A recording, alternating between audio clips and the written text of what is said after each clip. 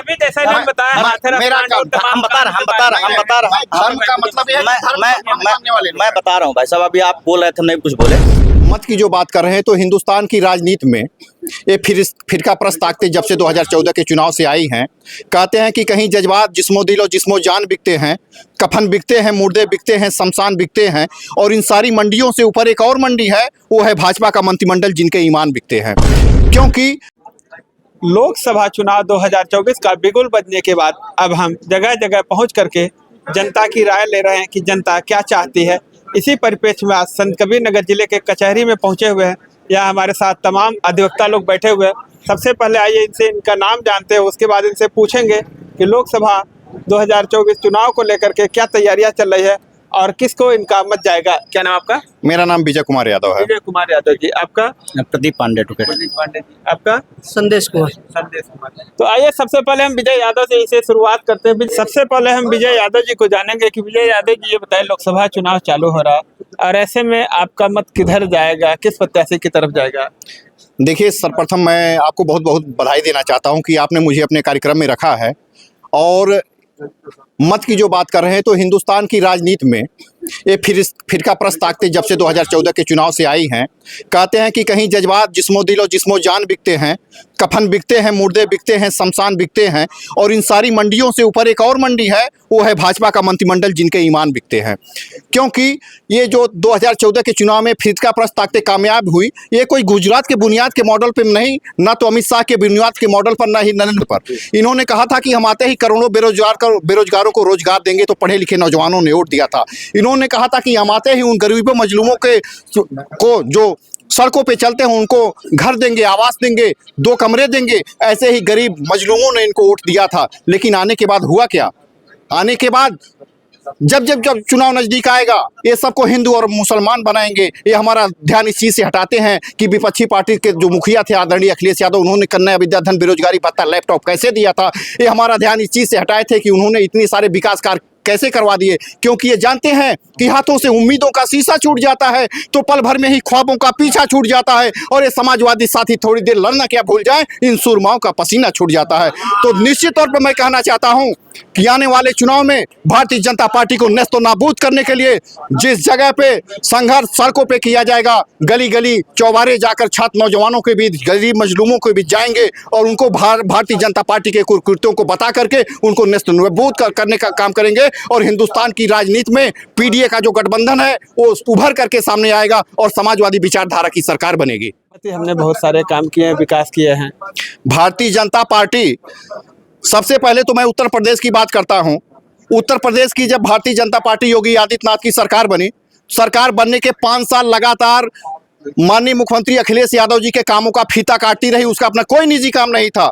और जब दोबारा ये सत्ता में आई, दोबारा जब सत्ता में झूठ फरेब के जरिए आई, 5 किलो राशन दे करके आई, तब भी इन्होंने भारतीय जनता पार्टी के मुखिया और भारतीय जनता पार्टी के मुख्यमंत्री जो उत्तर प्रदेश के माननीय योगी आदित्यनाथ जी ने अखिलेश यादव जी के विकास के कार्यों का फीता काटा। उनके द्वारा चलाए गए 100 नंबर, 108 नंबर, 109 नंबर का, 102 नंबर का इन्होंने नाम बदला। अगर भैंस का खूंटा बदल देने से भैंस ज्यादा दूध बढ़ा देती तो आप बदलिए, लेकिन आपके द्वारा ये जो कुकृत्य किया गया है, ये जनता आपको माफ नहीं करेगी। आप 1 बार 2 बार मुख्यमंत्री हो सकते हो, लेकिन आप जनता को बरगला नहीं सकते हो। आने वाले दिनों में समाजवादी विचारधारा की सरकार बनेगी और आपका हिंदुस्तान से सफाया होगा। 14 साल आपका वनवास हुआ था, लेकिन अब की बार आपका अज्ञातवास होगा। इसके बाद हिंदुस्तान की राजनीति में आप वापस नहीं आ पाएंगे। आपके जो हम आगे प्रदीप जी से बात करते हैं। प्रदीप जी ये बताइए, लोकसभा चुनाव को लेकर के क्या चल रहा है, आपका मत किधर जाएगा? हम आपको यहाँ कचहरी परिसर में अपनी उद्बोधन जानने के लिए, समाज में हमारी बात रखने के लिए आपका आभार व्यक्त करते हैं। हम जो है अभी तक 2-3 विधानसभा में मतदान किए हैं और दूसरी लोकसभा हमारी होगी। निश्चित रूप से हमारा वोट जो है विकास को जाएगा, राष्ट्रहित में जाएगा।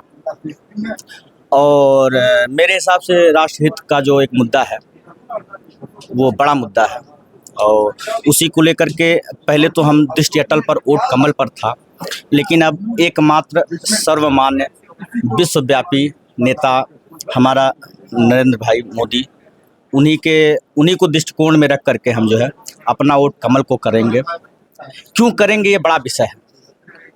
आपने जो है आपसे अभी राय जानी है, तो आप राय एक अधिवक्ता से नहीं जानी है, एक कढ़े पढ़े विद्वान अधिवक्ता, साथ में समाजवादी कार्यकर्ता हैं आप समाजवादी अधिवक्ता सभा के अध्यक्ष भी हैं, जिला अध्यक्ष हैं। उसी के नाते ये अपनी पार्टी की बात रख रहे थे, समाज की बात नहीं रख रहे थे। ये समाजवादी नेता होने के नाते ये जो वर्तमान की पार्टी है, जो भाजपा की पार्टी है, भाजपा के खिलाफ बोल रहे थे, लेकिन इनको उतना बोलना है जो समाज में दिख रहा है। कभी होता है कि लोग द्वेष में आकर के कुछ ऐसी बात आती है, सामने आती है जो वो देश हित में नहीं होता है। आप दोष करिए, व्यक्ति से दोष करिए, कोई दिक्कत नहीं है, पार्टी से दोष करिए, कोई दिक्कत नहीं है, लेकिन द्वेष आप इस हद तक ना करिए जिससे राष्ट्रहित बीच में आ गए। अब विषय आता है कि भाजपा ने किया क्या, तो क्या नहीं किया। अभी तक आज़ादी के बाद से जो भी सरकारें रहीं, जो गैर भाजपा की सरकार रही, वो उन ज्वलंत मुद्दों पर जो है निगाह उनको दौड़ाना चाहिए था, नहीं दौड़ाई। जैसे हमारा 370 था, अभी तक लर्नेड काउंसिल हैं, आप 10-12 साल की आपकी प्रैक्टिस है, हमारे साथ ही की प्रैक्टिस है। आपको जब भी पढ़े तो सिवाय जम्मू कश्मीर, सिवाय जम्मू कश्मीर, सिवाय जम्मू कश्मीर, मतलब वो सारी चीज़ें हम सब चीज़ पर लागू करेंगे सिवाय जम्मू कश्मीर। तो क्या धारा 370 हटने से बहुत ज़्यादा कार्य हो गया? अभी जैसे आपके भाई विजय जी बता रहे हैं कि लोगों को नौकरियां नहीं मिली, रोजगार। बता रहा हूँ आपकी बात बता रहा हूँ कि लोग कहते थे सिवाय जम्मू कश्मीर, ये मुद्दा खत्म हो गया सर। ये बड़ा मुद्दा है, वो हमारा एक अभिन्न अंग था, उस अभिन्न अंग पे हमारा एक कंट्रोल नहीं थी, अब हमारी कंट्रोल है, हमारा झंडा है, हमारा वन नेशन है, वन फ्लैग है। दूसरी बात, विकास पर आते हैं। विकास पर निश्चित रूप से अगर हमारी संस्कृति बची रहेगी, जैसे आपने खूंटा की बात किया, भैंस की बात आपने किया, दूध की बात आपने किया, स्टेशन बदलने की बात किया, नाम बदलने की बात किया, यदि आक्रांताओं द्वारा जो हमारे इतिहास में जो आए और हमारे मूल ढांचा को खराब किए, हमारे लखन के नाम से लखनऊ बना, हमारे राम के नाम से अयोध्या धाम बना, वो फियाज के नाम से फैजाबाद बनेगा, तो हम अपनी संस्कृति को बचाने के लिए आए हैं। यदि सही नेतृत्व है तो हम फियाज को बदलेंगे, हम फियाज को हटा करके, फैजाबाद को हटा करके, वो हमारा धाम है, अयोध्या धाम है, राम हमारी आस्था है। यदि वहाँ विकास होगा तो वहाँ से देश वो एक केंद्र है, सांस्कृतिक विरासत, सांस्कृतिक धरोहर जो बढ़ेगी, उसके साथ विकास निश्चित रूप से बढ़ेंगे। सड़कें वहां तक की दृष्टि से देखा जाए तो भारतीय जनता पार्टी ने कितना रोजगार दिया? रोजगार के दृष्टिकोण से देखेंगे, यदि व्यक्ति है, काम करने वाला है, पढ़ रहा है, उसके लिए स्कूलें अभी भी चल रही हैं। यदि प्रतिभा होगी, काबिलियत होगी, तो वो परीक्षाएं आ रही हैं, एंट्रेंस हो रहा है, अपना परीक्षा देगा, परीक्षा हो रही है, उसके पहले ही पेपर आउट हो जा रहा है। नहीं, वो होती रही है। वो जो इसके पहले कुशासन रहा, अब ऐसा नहीं है ना कि जो है 10 दिन में आए, इनकी सरकार बनी 10 दिन में आए, वो सारी मिशनरी को ही देखा गया। अभी बिहार में जैसे ही भारतीय जनता पार्टी की सरकार बनती है, वहाँ पे पर्चा लीक हो जाता है, जबकि इसके पहले तेजस्वी ने कई बार इस तरह के पर्चे वो हुए हैं, वहाँ पे कोई पर्चा नहीं लीक हुआ। भारतीय जनता पार्टी की सरकार कारण हम बता तो रहे हैं आपको। कारण है कि आज जो शासक है, इसके पहले मिशनरियों पर कब्जा था, क्योंकि गैर भाजपा जो थी गैर भाजपा जो थी, वो पूरी मिशनरियों पर एक जो ब्लड है ना, वो भ्रष्टाचार, एकदम भ्रष्टाचार ब्लड घुस गया है। तो इसको निकालने में, साफ करने में समय लगेगा। समय दीजिए आप, समय दीजिए। पेपर लीक की बात बताइए, पेपर लीक जो हो जा रहा है, इसकी बात बताइए। बेरोजगार कहाँ जाए, किससे अपने गुहार लगाए? परीक्षा होने से पहले ही पेपर आउट हो जा रहा है, एक नहीं कई पेपर आउट हो गए। ये दुर्भाग्यपूर्ण है, निश्चित रूप से दुर्भाग्यपूर्ण है। इस पर सरकार की स्पष्ट मंशा भी है। सरकार ने स्पष्ट, आम जनता और बेरोजगार ये कह रहे हैं कि सरकार जानबूझ कर ऐसा करा रही ताकि उनके पास पैसा पहुंचे। सर सुन ले, स्पष्ट रूप से मंशा सरकार की आपने देखा है। उन्होंने कहा कि 6 माह के भीतर जो है दोबारा चुनाव होगा, दोबारा जो है परीक्षा होगी।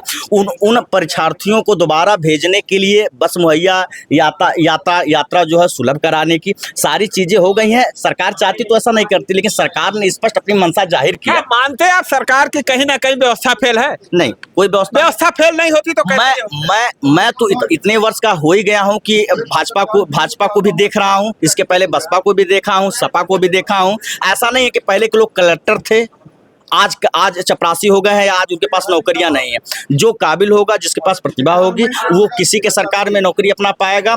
काबिलियत नहीं रहेगी तो सपा की भारतीय जनता पार्टी में कोई 5 ऐसी भर्ती बता दीजिए जो पूरी तरह से पूरी हो गई हो।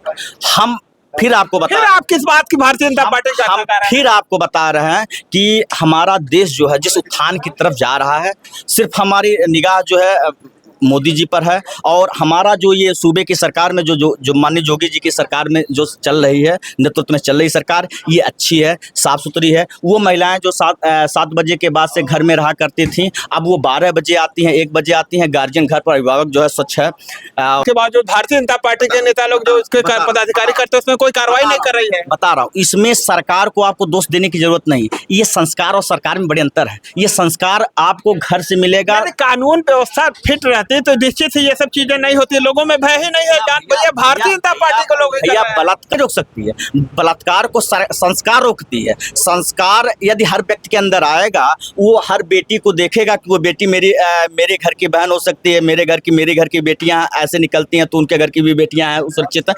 उस पर कानून सख्त रहेगा तो रुकेगा कि नहीं? ये सब घटनाएं रुकेंगी? निश्चित कानून सख्त है कि लाइन आर्डर के साथ मैं हूँ। लाइन आर्डर सरकार की बहुत अच्छी है। यदि बलात्कारी जो है उसके द्वारा अपराध किया जाता है तो कटघरे में है, कानून के शिकंजे में है और वो निश्चित रूप से जेल जाता है। और पास्को में बहुत सारी सरकार की बहुत सारी योजनाएं चल रही हैं, महिलाओं के पक्ष में चल रही हैं और उससे लोग निरुद्ध भी हैं। अभी बुलडोजर की ही बात देख लीजिए तो भारतीय जनता पार्टी के जो लोग इस तरह का कुकृत्य कर रहे हैं उनके घर पे बुलडोजर नहीं चला, जबकि गैर राजनीतिक दल के लोग या कोई आम जनता अगर तरस करता है उनके घर पे बुलडोजर चल जा रहा है। इसका क्या मतलब है? कौन से लाइन आर्डर चला रहे हैं आप? इस पर भी हम आपको बता दें कि अपराध और अपराधी की कोई जाति नहीं होती है, कोई विशेष जात का नहीं होता, किसी विशेष पार्टी का नहीं होता है। अपराधी चाहे जो रहेगा वो इस सरकार में, मेरे हिसाब से जहाँ तक मेरी एक विश्वास है इस सरकार पर, कि वो बख्शा नहीं जाएगा। वो किसी भी जात का, विशेष का हो, किसी भी समुदाय का हो, वो बख्शा नहीं जाएगा। रही बात बुलडोजर के साथ, तो बुलडोजर की उस कानून के जानकार होने के नाते मैं नहीं कहूँगा कि न्याय उचित है, लेकिन प्रभु राम बहुत अनुनय विनय किए समुद्र से, बहुत अनुनय विनय किए और बाद में भय बिन होत ना प्रीत जो है, अंत में उनको जब धनुष उठाए वो तो वो समुद्र आए। तो ये भय बिन भय के प्रीत नहीं होती है, ये बिन भय के अपराध मानते हैं कहीं ना कहीं सरकार में चूक है, कानून सख्त नहीं है, नहीं तो ऐसा नहीं। इसके पहले की सरकारों को देखने के बाद मुझे लगता है कि बेहतरीन सरकार है और हमारे लिए बेहतर करेगी। विजय भाई क्या कहेंगे? आपके साथी अभी देखिए, हमारे साथी अधिवक्ता हैं, ये बहुत इमोशनल हो जाते हैं कभी कभी। सबसे पहले तो मैं ये कहना चाहता हूँ कि ये जो योगी आदित्यनाथ जी महाराज जी की सरकार है, ये जो कानून की दिशा पे, कानून पे बात कर रहे हैं, आप हाथरस कांड को अभी देख लीजिए, जगह जगह पे जघन्य अपराध हो रहे हैं, इनका कोई भी वो नहीं है। माननीय अखिलेश यादव जी ने 1090 की व्यवस्था दी थी महिलाओं की सुरक्षा के लिए, इन्होंने 1090 को छीण विच्छिन्न कर दिया है। और दूसरी चीज, जो राजनीतिक, अगर भारतीय जनता पार्टी को धर्म से अलग कर दिया जाए तो भारतीय जनता पार्टी का इस धरती पे, धरा पे कुछ बचता ही नहीं है। वो नौजवानों, वो किसानों, वो नौजवानों की सरकार है, वो किसानों की सरकार है। आपने देखा है कि किसान, पंजाब के किसान जब दिल्ली कूच करते हैं तो किसान जो हमारे देश की अर्थव्यवस्था को सुचारू रूप से रखता है, हमारे देश की व्यवस्था, कृषि प्रधान देश भारत को माना जाता है, वो किसानों को कील गड़वाते हैं। जैसे वो कोई बाहरी आक्रांता है कि जो हमारे हिंदुस्तान पे काबिज हो रहे हैं, उस तरीके से सलूक उनके साथ किया जा रहा है। और इस तरीके से चाहे उत्तर प्रदेश की सरकार हो, भारतीय जनता पार्टी की जहाँ जहाँ सरकार है, वहाँ नौजवानों, विद्यार्थियों के साथ छल कपट किया जा रहा है। दूसरी चीज़ें, और इनका कोई भी ऐसी परीक्षा नहीं आया हुआ है कि जिसका पेपर लीक ना हुआ हो और जो हाई कोर्ट में न पहुंची हो, और जो इनका कोई विरोध करता है भारतीय जनता पार्टी का, उसके ऊपर रासुका लगाई जाती है, उसको जेल भेजा जाता है। और जो कितना भी भ्रष्टाचारी हो, भारतीय जनता पार्टी के अंदर जाता है, वो वॉशिंग मशीन में धुल करके बाहर आ जाता है। क्या कहेंगे? इनको सबसे बड़ी तकलीफ, इनके 3-4 बिंदु थे, बड़े अहम बिंदु थे कि ये कह रहे थे कि धर्म से यदि इनको हटा दिया जाए। मैं कह रहा हूँ धर्म से जो भी व्यक्ति हटेगा वो खत्म हो जाएगा, समाप्त हो जाएगा। धर्म से उस व्यक्ति को रहना चाहिए। और धर्म या आपको जैसा नहीं बताया, हम बता रहा हूँ भाई साहब, अभी आप बोल रहे थे, नहीं कुछ बोले।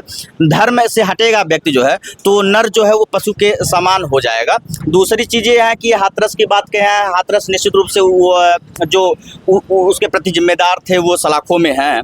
और दूसरी बात यह है कि बलात्कार न करें, क्योंकि ये बनाने वाले पार्टी वाले हैं। बलात्कारियों को गोद में कहेंगे तो गायत्री वगैरह का नाम हम ले अरे लेंगे। तो चिन्मयानंद स्वामी को आप देख लीजिए, निश्चित रूप से। चिन्मयानंद स्वामी को देखिए, आपके हैं। बीच में नहीं बोलते, नहीं, आप बीच में लर्नेड बोलते हैं, हैं। आप लर्नेड हैं। बीच चिन्मयानंद में स्वामी को देखिए, आपके ही आका हैं वो सब। बीच में आपको नहीं बोलना चाहिए, आप लर्नेड हैं, बीच में नहीं बोलना चाहिए आपको। गायत्री की बात कर लें, और मैं कुछ और नाम नहीं लूँगा, लेकिन ये है कि कभी कभार लोग बच्चों की संज्ञा देकर कह देते हैं कि बच्चों की से गलती हो जाती है, तो उन सारी चीज़ों पर बहुत ध्यान हमारा नहीं जाएगा। अरे तो आप नरेंद्र मोदी की स्पीच को भी सुनिए।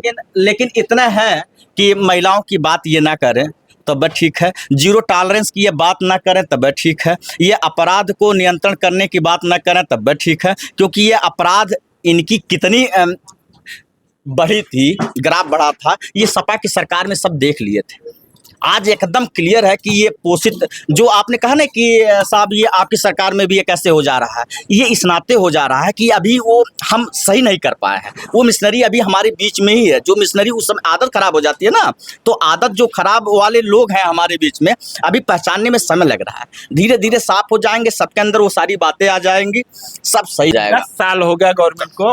हाँ तो क्या हुआ, 10 साल हो गए आज़ादी के बाद से। भैया कह तो रहा हूँ कि एक पूरा खून खून खून खून में तो खून साफ करने में कितना समय लगेगा? 80 बरस, 70 डायलिसिस की मशीनें चल रही, सब साफ हो जा रही है। 70 बरस हो गया। आप पूरे भारतवर्ष को देख लीजिए, आंख से देख लीजिए, आप तो देखते हैं, समाज में रहते हैं, वो सारे मुद्दे जो आपके जिस मुद्दों पर जितनी गंदगी थी, सारी गंदगी को एकदम विजय जी क्या कहेंगे, गंदगी कहाँ से आई? ये देखिए, ये राजनीतिक भाषा का प्रयोग है ये, और ये जो गंदगी की बात कर रहे हैं, आप देख लीजिए, आप सरकारी आंकड़ा निकाल के देखिए, हमारी बात न मानिए, इनकी बात न मानिए, सरकारी आंकड़ा निकाल के देखिए, समाजवादी सरकार में जो भी अपराध हुए थे और इनकी सरकार में जो भी अपराध हुए हैं, ये आंकड़ा 2 गुना से बाहर चला गया है भारतीय जनता पार्टी में अपराध का। और ये बात करते हैं कि 2 गुना से ज्यादा चला गया। कहीं कुछ नहीं, सारे आंकड़े इनके कार्यालय में हैं, वही कार्यालय में बनते हैं। वो एक बड़े नेता हैं, ऑस्ट्रेलिया से पढ़ करके आए थे, वो एक केबिन में बैठते हैं, उसी केबिन से जो है ज्वाइनिंग कराते हैं, उसी केबिन में रहते हैं, उसी केबिन से उनको प्रदेश चलाना है, किसको कितनी चीज़ें देनी है, किसको कहाँ से एडजस्ट करना है, बस उतने से मतलब धरती पर रह करके समाज की जो पीड़ा है, जो दर्द है, उस दर्द को बांटने का काम नहीं करेंगे। मेरा ये कहना है कि जिस व्यक्ति को ये कह रहे हैं कि जिस युवा हृदय सम्राट अखिलेश यादव को कह रहे हैं कि ऑस्ट्रेलिया से पढ़ के आए हैं, केबिन में बैठकर ज्वाइनिंग कराते हैं, वो पढ़ा लिखा लड़का है। मैं इनके प्रधानमंत्री आदरणीय अपने देश के जो सम्मानीय प्रधानमंत्री नरेंद्र मोदी जी हैं, मैं उनके डिग्री के बारे में पूछना चाहता हूं कि उनकी डिग्री कहां से, आप बता दें। चलिए, बहुत बहुत धन्यवाद। तो अभी आप लोगों ने अधिवक्ता लोगों की राय सुनी है, लोगों ने किस तरह से अपनी बात कही है। वीडियो पर कमेंट करके अपनी राय जरूर दें। मिलते हैं फिर नई खबर के साथ, तब तक के लिए नमस्कार।